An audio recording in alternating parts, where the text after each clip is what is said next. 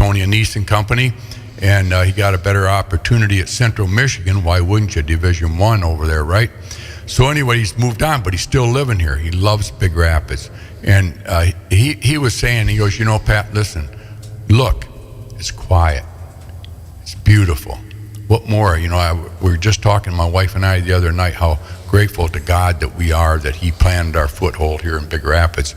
He's met people like you, and I said, well, that's nice of you to say that. But anyway, he's made a lot of great relationships in Big Rapids. He doesn't want to leave. And maybe I'm boring you folks out there, but I think sometimes we take for granted Big Rapids is just another town. It's not just another town. It's full of great people, great giving people. I mean, like today, there's a chamber outing in the rain. There's people out there that are out there supporting that. Tyler Hunty's putting it on there. Just great people. And then you had your outings last weekend, the Veterans Affair from AmVets, Mark Brecken. Those guys put that on. Lenny Scheibel did a great job in the rain. People showed up and supported the vets. It seems like every week there's some kind of charity event. Big Rapids supports it. But anyway, Tesla, he grew up in Wisconsin. He loves Big Rapids. I think he's going to probably end up retiring, living here.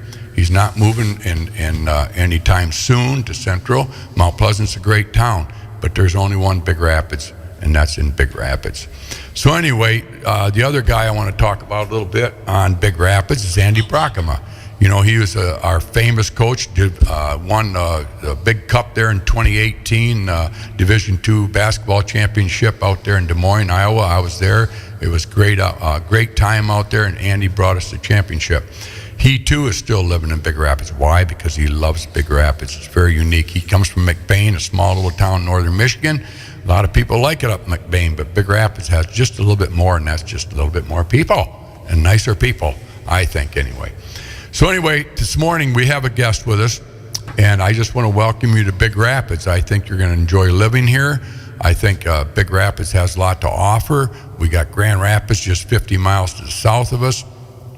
Bob Aldridge comes from the east, and he loves Big Rapids. I'll give you a little story in a couple minutes. Well, go ahead, take it over. Well, I want you to introduce our guest first, and then we're going to give you the aside, which is very interesting. Okay. But anyway, you look at Brian Miller, the sheriff here today. I don't know if Brian knew he was going to reside here after he went to Ferris in the criminal justice system. And a lot of guys like Bill Scheibel, he went to Ferris State, played football here back in the early 70s. And he and Lynn, neither one of them was from Big Rapids, went to school here, got married here at St. Paul's. Brown Bungalow, they had a reception of maybe 30 people there. Didn't know anybody at the time. What's Bill do? He goes on, lives in Big Rapids. Boom, very successful, loves it, raises his kids here. They both live here. So there's a lot to be said about Big Rapids. You're very fortunate to move here, first of all. Ferris State's a great university. It's been a foothold for Big Rapids for a lot of years. A lot of people made a decent living there. I feel bad sometimes when they live a little bit too far out or whatever, but Big Rapids, you're going to love it. Brian Miller, like I said, going back to you. You went to Ferris. Heather went to Ferris. I remember when she worked for Monk Funeral Home. Now she's a realtor here in Big Rapids, and who would have known 30 years ago you were going to live here, raise your 2 children here, and be the sheriff of Mecosta County? Odds of that happening are pretty slim. And we can go on and talk about Ferris all we want to, about people that have graduated and stayed here. But anyway, that's my introduction. It's 7 minutes. I know it's a long time. I hope I haven't bored anybody, but my heart bleeds Big Rapids. Now, Bob, do you have a story before we introduce No. Introduce the guest. Okay. And we'll show you how immensely small a world this is. I'm not puffing smoke up Brian because I'm too old for that, but I love this guy. I think he's doing a great job as sheriff. But more importantly, he has gotten us, Bob, the greatest people in here in the radio station. I don't know how you do it week in and week out. I don't know if I've ever gotten anybody. You always get our guest. That's why I call you the producer. But anyway, you just amaze me, Brian. Every week we get, and like last week, it seems like yesterday, we had a great show. Yeah, with the and girls. Every show's been very good. So folks that don't listen to us, it's their loss. But anyway, Brian, I'm going to let you introduce your guest. Well, at the ice arena last night, I was talking, Cooper was doing some travel hockey tryouts and was talking to Tim Vlaschel, and Tim was there and mentioned how much he likes listening to us every week and how entertaining it is. So with that, we kind of segue into some more hockey with the new Ferris State University hockey coach, Brett Riley. Brett comes from us from Long Island, and before that, born and raised in Massachusetts. Yep, West Point, New York prior to that, so where the military academy is. And both grandfather and father coached there, if I'm not mistaken, and grandfather, if I'm not mistaken, coached the 1960 U.S. gold medal hockey team. Is that correct? Very good. Yep, nailed it. All right. Wow. You got some blood in you, don't you? You're like a secretary at Bold Ruler's father, and the grandfather was whoever Bold Ruler's sire was. But anyway, yeah, it's great. Before we get started, do you mind if I take a minute and wish some happy birthdays? Fire away. I like it when my phone does this. Julie Jensen. Wow, what a great mother. She's like 30 today. Huh? She's like 30 today. Yeah, it doesn't say her how old Julie is. Just go with 30. 30, okay. Yeah. You guys all in your 50s always say 30, don't you? Well, what do you think 71ers do? But Julie, happy birthday. Chris and you out there, have a great day. Denny Knopf, what a staple he's been. Denny, he's probably like 40. He's like 73, I bet, today. Okay, we'll go with 40. Yeah, happy birthday, Denny, Deb there. Evan Williams, that's my nephew down in Chelsea, Michigan. Happy birthday, Evan. And then Joy Suzanne. Joy Paquette. Yeah. Yeah, Joy Bino. Joy Paquette. Let's go with 35. 35. I think she's close to 50, but we'll say 35. Yeah. George Duchan, happy birthday, George. He's a Patriot. Jeffrey Wyman and Josh Eichenberg, your happy birthday to you. So there you go. Our happy birthdays are over with. All right. Yeah. Welcome back to the show, folks. Brian. Well, let's turn it over to Bob, because Bob's got an off air before we kind of came on. Well. Bob and Brett kind of got a little. We were talking a little bit, and so okay. We'll take it over, I knew that Brett was coming from Long Island University. Okay. All right. Of course, I'm from Long Island. Moved around several places, mostly in the Hamptons, but moved to the West. And so we were talking about common things on Long Island, like burger places and things like that. And so Brett told me he was living, before he moved here, he lived in Farmingdale. I'm like, oh, that was the last place I lived before I moved here. Wow. And I said, I live in that apartment complex by the train station. Oh, I lived in the same apartment complex. Really? Small world, yeah. It is. Yeah. What year? 19 what? 7 years ago before I moved here. Oh, really? Yeah. And you were there then? I was there 5 years ago, so I guess wow. maybe probably got my apartment. I took your place, yeah. No, you said you were down by Main Street. Yeah. I was by the train station, but close enough. But the one thing I'll say about Farmingdale, it does have a lot of similarity to Big Rapids. One is the mayor. We had a mayor in Farmingdale named Ralph Ekstrand, who is who owns the pharmacy. And he reminds me of Fred Gunther. He really does. He's friendly. He's outgoing and out in the community all the time. And so I still get when there's a snowstorm, I still get the voice messages from Ralph Ekstrand. I'm like, it was kind of miss that. But anyway, so I'm going to talk to Brett later, and if he needs a place to find a good pizza, if he needs Chinese food, because we had all of that Zot's here. Bar. Yeah, well, Zot's well, there's a lot of places. Have you been to Zot's yet? It's on the to-do list. All right, best burgers around. Yeah. So I always it's all like good. to ask. It's a small world. Yeah, it is a small world. Can you play that song, Bob? It's a small world. It's a small world. Oh, why don't we have the interview? We've been waiting for 15 minutes. I warned Brett before he came on. All right, everybody wants to get to know Brett. All right, Brett, where were you born? I was born in West Point, New York. My dad was the coach there for 25 years at Army, and his dad was there for 30 plus years. So that was. Did you live on barracks? I lived right on the post there, right outside of the barracks. Yeah? What was that like growing up? Surreal. I didn't realize that outside of the campus there, people didn't wake up and march down your street and at 5 a.m. I just thought that was the regular way of the world, but it was beautiful. It's obviously a premier leadership institution, so you learn a lot of life lessons just by walking around and being around great people. Small community within kind of the mountains there, and it was an unbelievable place to grow up for about 15 years. Siblings? One sister, Yes. Older, younger? She is a year older. I say she's like 10 years wiser. She's a doctor at Yale New Haven in psych. So she's doing really great things. So your grandpa was a coach? He was. Yep. And where'd he coach? So he coached at Army for 30 plus years, and then his claim to fame was winning the gold medal in 1960 for the Olympic team. Really? That was in 1960? It was the first one everyone always talks about. Yeah. Everyone talks about 1980, and they call 1960 the forgotten miracle. Right. Right. He's known as a little bit of a villain because he cut Herb Brooks. Yeah, I was just going to say who that. went on to obviously do great things with the 80 team, but there's a lot of behind-the-scenes stories of them being, lifelong friends. And when they won in 60 in Squaw Valley, Herb was watching with his dad. This is a story, I guess.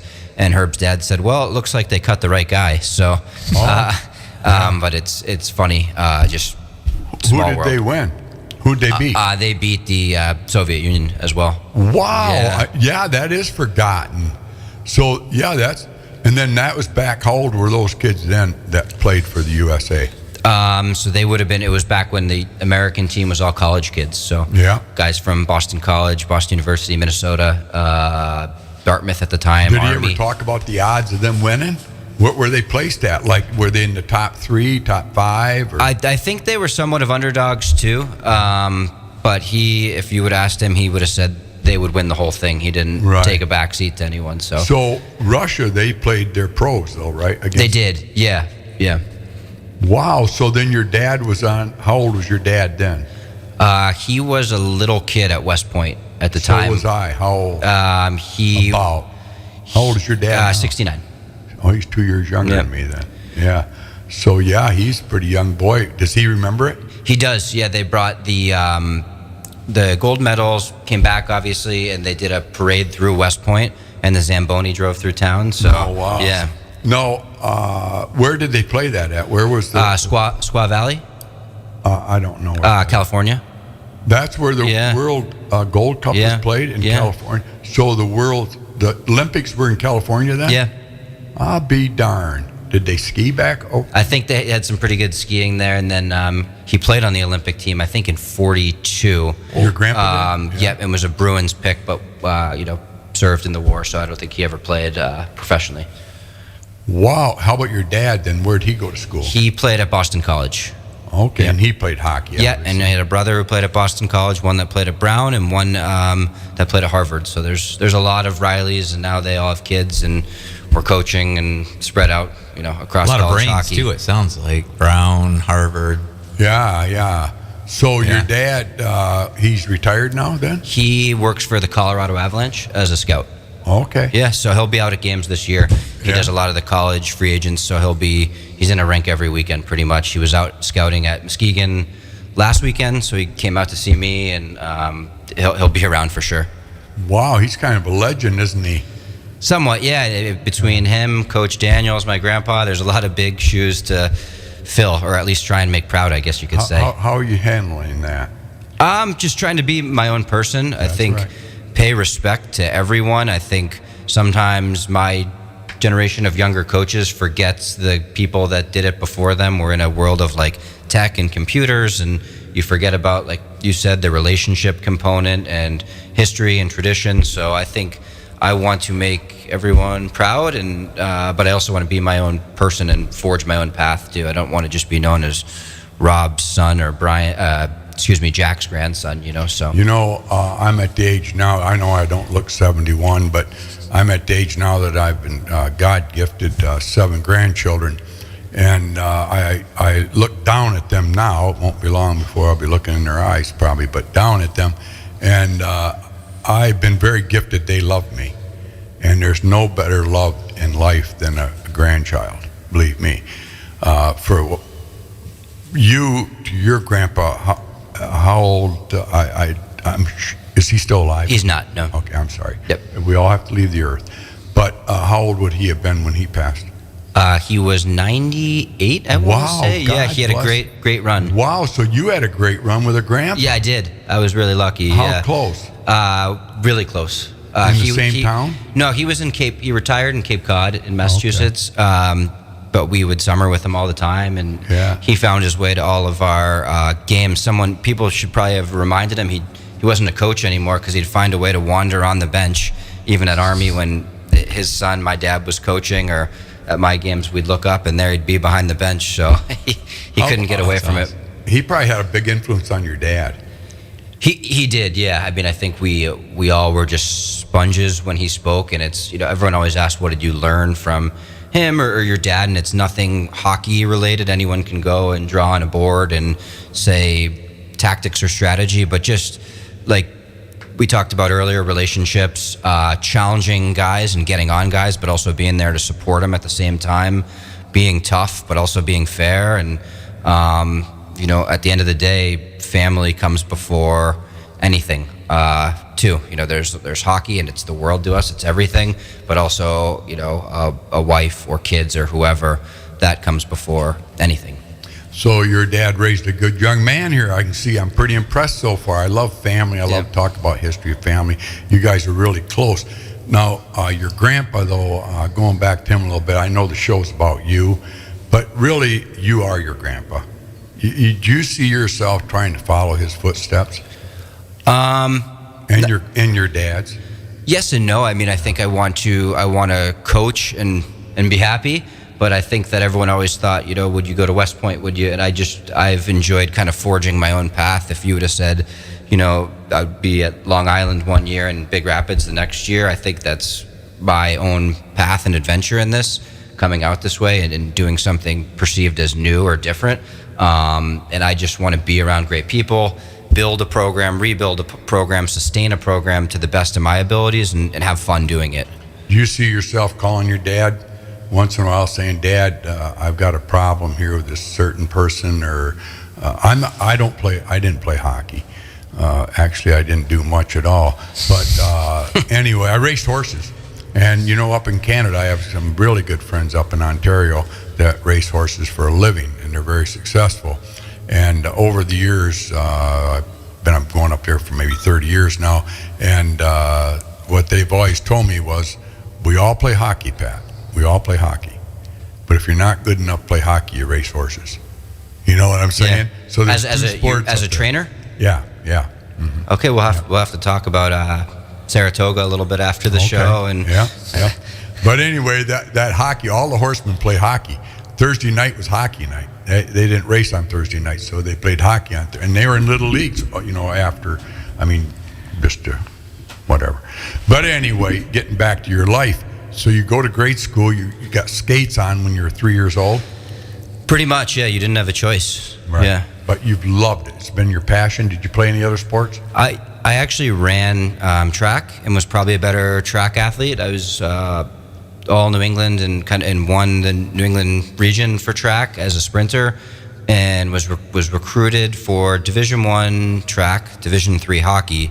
But I knew that hockey was going to be my livelihood and profession. So I followed that dream. Where'd you go? I went to Hobart. It's in upstate New York, actually 3-time Division III national champions as of this year. So quite a program they have there, yeah. So how many years did you play there? 4 years, and then got into coaching at the prep school level right after in Albany, New York. As a prep school coach, that took me to Division III, where I started a program from scratch in Wilkes-Barre. From there, Pennsylvania? Yep. And then from there, I went on to Colgate. Actually, we came out here. This would have been 7 or 8 years ago. My first experience in Big Rapids. We came out and played Ferris for one game on a Thursday night, and that's kind of my first taste of Ferris State and Big Rapids. I just walked the concourse there before the game and met a bunch of people, and we talked about that in the interview process, how cool it was, and I could feel and sense the passion of the people here in the community. And then when Long Island University announced they were starting a program, my wife was in the city, New York City, working, and we knew that we had to find a way to be together. And so she said, you better get this job. I'm tired of taking a bus up to see you. So it was an unbelievable experience. I started a Division I program from scratch during COVID and the pandemic. Where was that at? At Long Island University. Okay. And built. Why did they start a program after all these years, and all of a sudden they decide to? I think the president was really big into athletics. It merged as a Division II to Division I school. There was 2 campuses, and she wanted to have every sport under the sun. So I started that 5 years ago. It was a great learning experience, a lot of hard work, blood, sweat, and tears, and led me here today. You know, it's when I was a kid, we go back quite a few years back in the day, we really didn't have a lot of hockey in the United States. Most kids that played hockey were from the UP, which was like Canada. And then if you did watch hockey, of course, we had the Red Wings, and we had Boston. It was always Boston, man. They were just the leader of the pack, weren't they? I mean, anytime you talked about, so tradition really started from the East Coast, and then it swept to all the way out. Did we have a California team? LA Kings. Yeah, probably not then though. Yeah, That hasn't been that long ago, though. Maybe 30 years out there, right? Right? You Probably. Yeah, and then it's San Jose. But anyway, LA. San Jose. Yeah. So you went into that, Anaheim. and then the last job you had was Long Island then? Yeah, the last 5 years. Yeah. So 5 years, and was your head coach there then? I was. Yep. Yeah. And because you started the program. I did. Yep. So How did we do out there? it was a gradual climb every single year. Our first year was during COVID. We had 3 months to put the team together. A funny story is we didn't have a locker. We didn't have much. We had a sheet of ice and an hour and a half practice. Actually picked up the jerseys on our way to the first game. Like, we were really in scramble mode. So we won 3 games our first year. And that was probably the most fun year, as crazy as it was, just getting off the ground.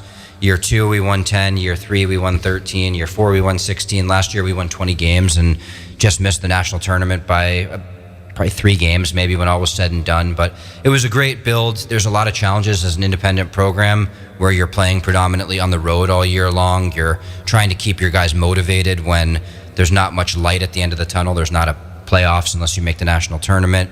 You have to fight for retention because all of the bigger schools want to take your guys. So it was the best way to learn possible in terms of building something from scratch, finding a staff, recruiting guys, trying to retain guys, figure out. How many guys do you have to help you? I interrupt a lot, and I That's all apologize. right. And people don't like that. They always tell me, I don't mind. Should let him talk. I hope you don't, because this is the way I am. But anyway, The way it is on Long Island. It's You the gotta way- get it, You I fit just right in wanna there. know, when you start something from the ground up, how did you recruit? Just real quickly, how did you recruit? So this is kind of funny too. It was during the pandemic. So I had never been to LIU. I had never seen the campus, never stepped foot, did a few Zoom interviews, and didn't know what we had for a rink. And so I was actually at my wife's family's in Norwich, Vermont, a nice, beautiful, quiet town. And the people of Norwich were asking who this crazy guy was pacing around the streets on his cell phone the full day, just calling. And basically what we were selling to the guys was a chance to build something from scratch, be a part of something bigger than yourself, play Division I hockey. At the time, I think there was only 60 teams, so there's so many good players and only so few spots.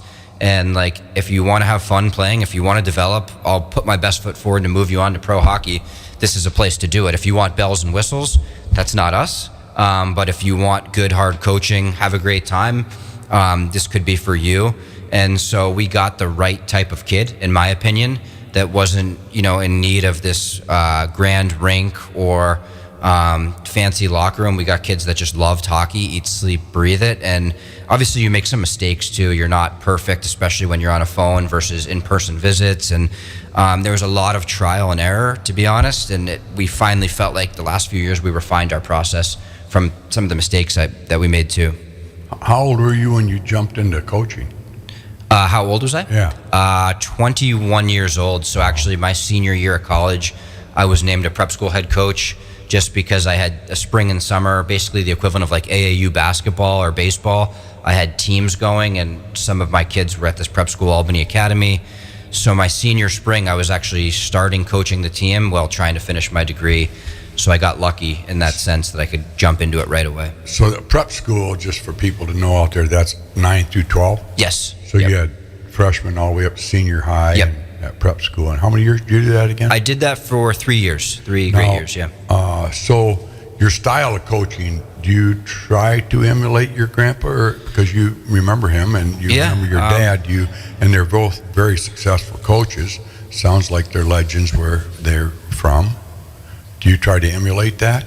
Or are kids today a different? Both, 100%. Yes and no. I'd say tough but fair is a mantra that they lived by. You have to challenge the student athlete. You have to get on them. But also, it's never, if you're correcting a guy, it's never personal. It's not attacking the person, or the character. I think relationship building, but also when my grandpa coached to today is a totally different kid. So and the season's a lot longer too. So the grind is longer. So you have to make it fun too. If I always tell the guys, if you're not enjoying coming to the rink, either you don't love the game or most likely I'm doing something wrong or somewhere in the middle. So we have to make the rink a really fun destination. So there's some probably maybe modern practices that I'm doing now that my grandpa would probably be shaking his head somewhere if he saw, because he was very militant and regimented, and it was great. It works. But if you were to do a lot of those things today, you may lose the locker room, and today's kid may not fully understand that as opposed to when he was coaching. Yeah. Did your dad bring his game home with him? Did you ever see that? Your dad come home and talk to mom and say, hey, this kid's this and this and that? And More also, so with me. And my mom would say, okay, that's enough hockey. So he brought the game home to me. We would talk as hockey junkies and then try and separate. Did he bring athletes home with him once in a while for dinner, or did you have a? Yeah, that was a great thing about West Point is, these guys were cadets, and so any chance to get away from the barracks or military life, like if they came over for a home cooked meal, they were on cloud nine. In the summer, we'd have a few stay with us before they started their basic training, and he would try and give them a home away from home. And my mom would, cook or make meals or have the guys around. And that's what I love about coaching in this level is you can go for coffee with the guys or, sit down with them and separate hockey, school life, into different buckets too. You ever been intimidated by anybody? No. Good. That's good. How about your dad? Did he play college ball then? Hockey? He played at Boston College, yeah. Yeah. I think you said that. How about Grandpa then? He played at Dartmouth. He's in the Hall of Fame there, yeah. Okay. And then pro-wise, they went into coaching right after college? Pretty much. My grandpa served. My dad, he went into coaching at Boston College as kind of like a grad assistant right away. And so did his brothers and actually his sister. She was the best of the 5 kids. Sounds like so they really had a long relationship with their coaching careers in the same place for a long time. For sure. I mean, that's pretty unheard of nowadays, right? Yeah, it's kind of, obviously Coach Daniels is coming off 30 plus years. Yeah. My grandpa was in the same boat. My dad was around 20 as a head coach at Army. My uncle just finished at West Point, and he was hit the 20-year mark as well.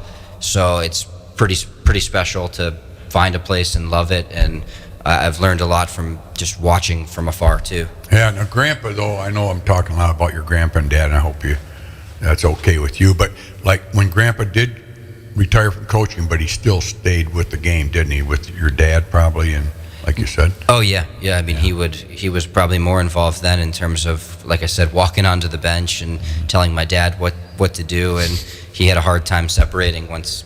What would you have done if you wouldn't have gone into hockey, or you had no idea? You just never. It's like I tell people all the time. It was like a family business, no other choice. You don't realize when you're going to the rink as a 6 or 7-year-old that you're learning the family trade. You think you're just playing mini sticks in the hallway with the cadets, and this is life. And I don't know.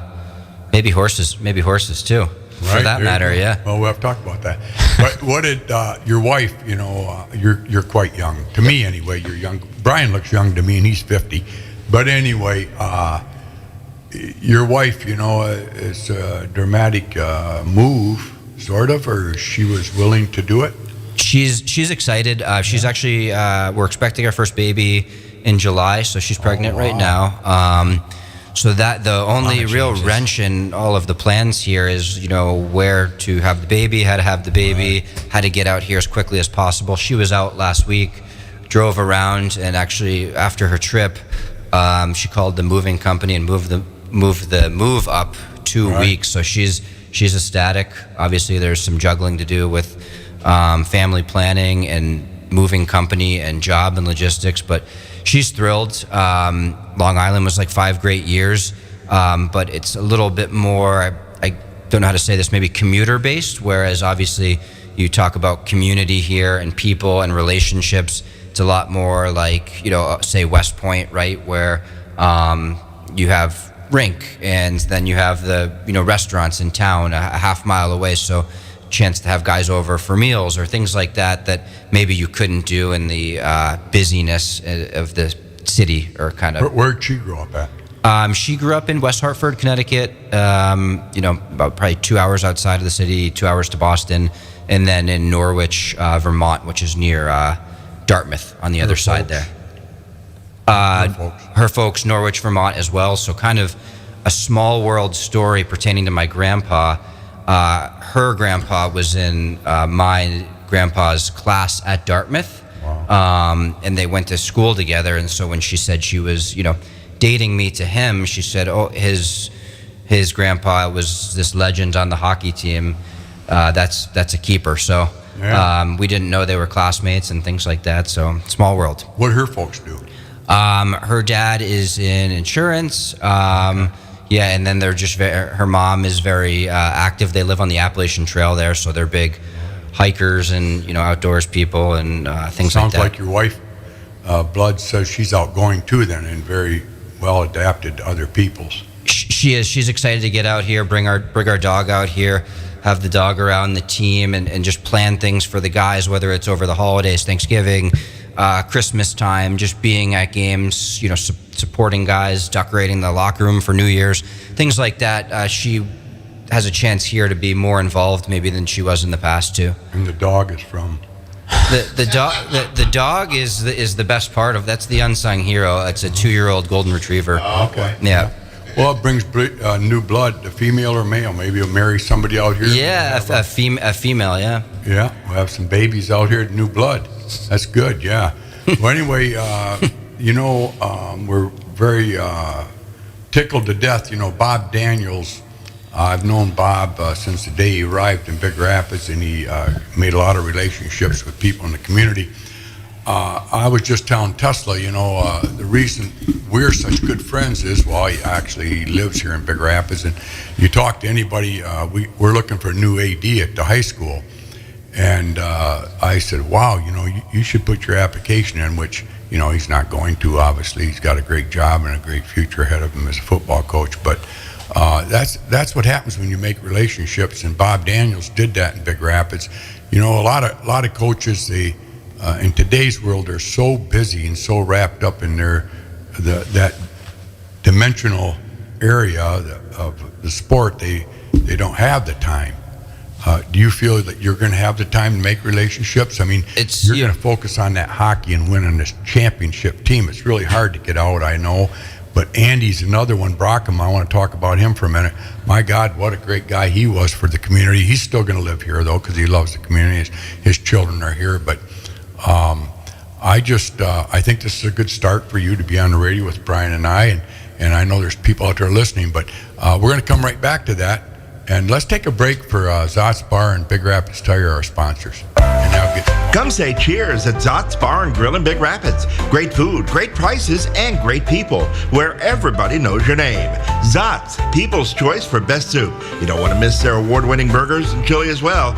Originally opened in 1933 and serving it up ever since. Seasonal beers on tap. Located at 732 North State Street in Big Rapids. Roxanne and Doug at Zott's Bar and Grill are proud sponsors of the Signature Player of the Week for the Curries Hot Stove League every Wednesday morning at 9 a.m.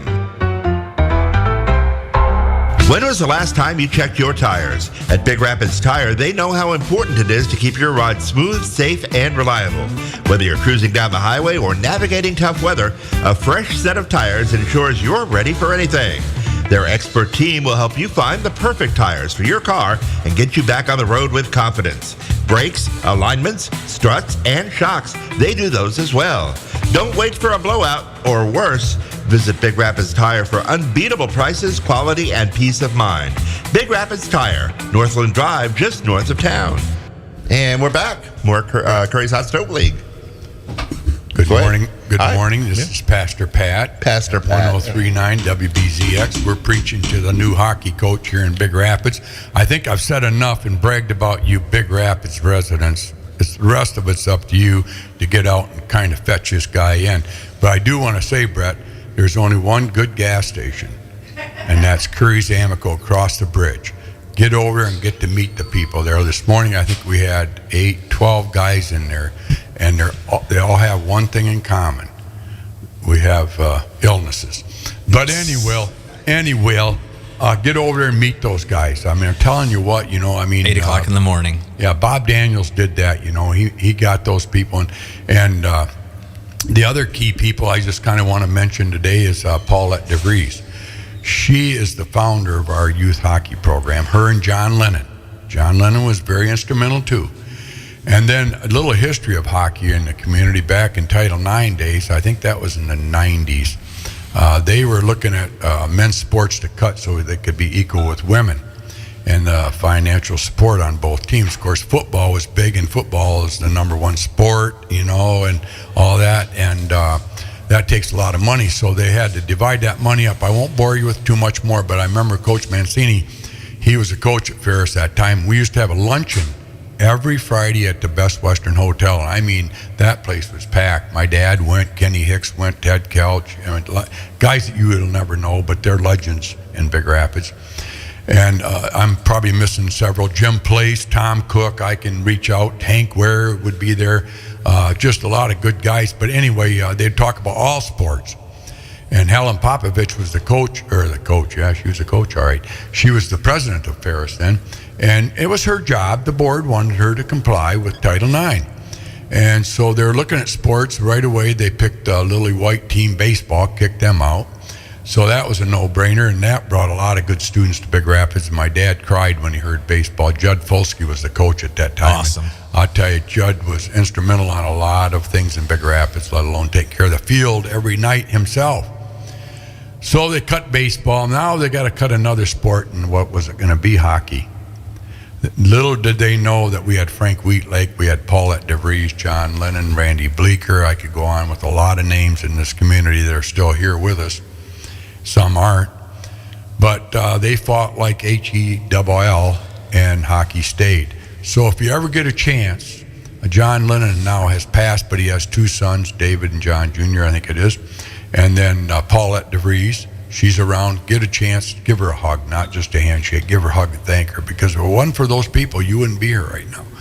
And I was in those meetings at that time, so yeah, I can give you a few more names too, but give them awesome. hugs. Yeah, that'd be great. Because you know what? It's fate, and fate was divine intervention that, we have hockey to this day. And Paulette, you'll see her at all the high school hockey games, and she's probably listening right now, so hello, Paulette. They've honored her. We had her on the radio here. She's just a wonderful person. She's been through hell health-wise. She got in a car accident years ago and screwed her back up, but she never complains. She's just a wonderful, wonderful person. So she'll be your number one fan. I'll guarantee you awesome. that. Yeah, that's great. Got to meet her. I'll give her your phone. I'll give you her phone number. You can call her after the show. Anyway, Brian, I'm gonna let you talk. I know the people out there love to listen to me ramble. No, you do pretty good. Go ahead, Brian. So what do you? I guess coming off your season at Long Island, I think it was 2012 and 3 maybe or something.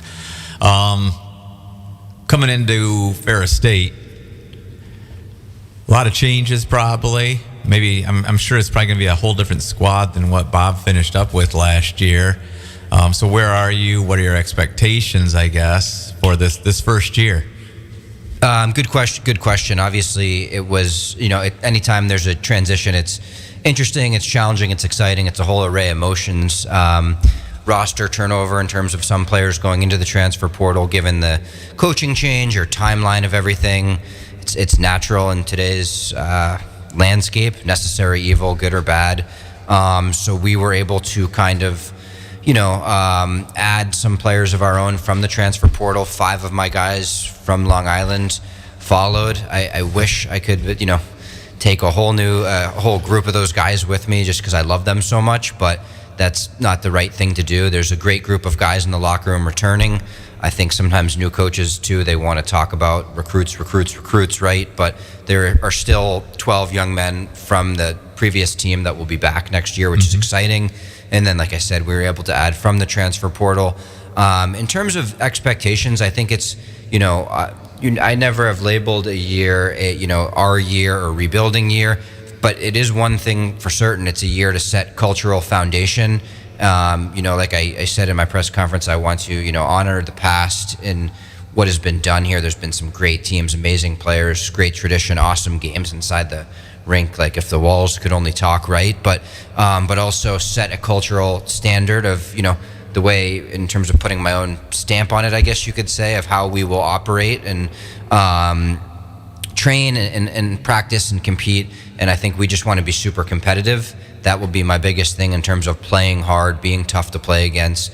What that leads to in terms of a record, I'm not entirely sure. I've never been one to start a season and say 15 wins, 20 wins.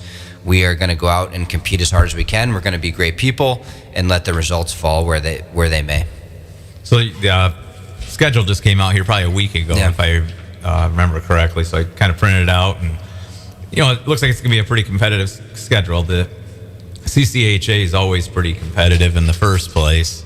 It looks like you got a competitive schedule where from day one with Miami University in October, and then finishing up with Lake Superior in February, then leading up probably to the CCHA playoffs. A lot of good teams that you guys will be facing. Have you kind of had a chance to look at that schedule, and are you kind of concentrating on right now just building what you have? A little bit of everything. I think that it's exciting. That was another thing, outside of Ferris itself and Big Rapids in the community, was the CCHA as a whole.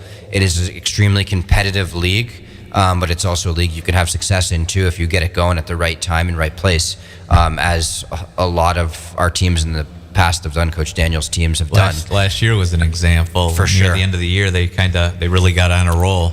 And that's just it. I in the interview process, I watched a lot, and the team was playing such great hockey down the stretch.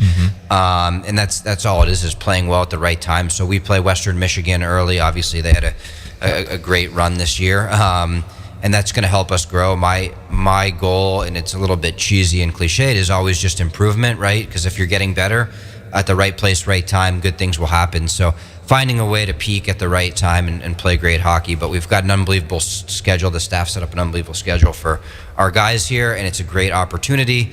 But a little bit of the coaching cliche too, of just focusing on ourselves and how we're going to look, act, operate, and play on the ice. Obviously, anytime there's a coaching change, there's just going to be things that are different structurally. It's the nature of the beast. So how do we get the guys on board to that? And obviously continuing to be great people away from the rink, and setting up different community service events, team building events, and things we can do to get the guys excited again about life away from the rink too. Well, it says a lot about you when you got 5 guys from your Long Island team coming with you. I look at if players are going to follow coaches when they respect them and want to run through a wall for them. So to have 5 players transfer with you, I look at a basketball example, University of Michigan, Dusty May coming from where he did. He had a couple guys come with him. Yeah. And that was a nice foundation for that first year that they had for Michigan basketball. And, I look at that the same way with you. And I think at the sheriff's office, I preach team and family are the 2 foundations of, who we are. And there's nothing better than a hockey family, though. My boys coming up through it, Tim Blashill and I've had this conversation that my kids have learned the most life lessons through playing hockey. And, so just the families, everybody being there for one another, it's just so important. For sure. No, it's the best thing about sports, period, is that the things you can't really define are the moments and memories in the locker room that you look back and those are your fondest memories. You don't remember who or what, you just remember brothers and coaches and laughs and bus trips after games, things like that. So it's really important, especially we have so many new guys coming in, to try and build that family and cohesive culture that won't happen naturally. But what do we do for team building? Where do we go in town? How can we get these guys totally bought into me, the community of Big Rapids, the school itself? There's so much integration that needs to be done. And that's kind of where we're diving into right now, is what does August look like? How do we get the guys here back excited together and then go from there? And did you guys have like ambassador families at Long Island when you were there, where families kind of No, I had heard about that, kind of through the interview process, and it's been like one of the coolest things just to hear about that. We actually have a few meetings later today with Solid Ice and the Blue Line Club, and it'll be my first experience, so I'm excited to just be an active listener. But I think that's unbelievable that for both sides, right? The families to get to meet amazing young men, and for our guys to get to have supportive families and a home away from home, and it's a really, really cool tradition. Well, that was something, our family was an ambassador family for two guys, brothers. And to this day, we're still close with the family. Their mom and my wife speak on a regular basis. Actually, Lucas, who stopped playing hockey at Ferris to go to pharmacy school, just graduated here a couple weeks back. And, my wife Heather went and attended his graduation, and just, and my son, a couple years ago, Lucas was living down in Grand Rapids, and we played East Grand Rapids in the state playoff game, and Lucas came to the game, and just, there's a special bond that's there when you have those ambassador families. For sure. You're making relationships, and that's what I alluded to earlier. As you're coming to community, make relationships with them.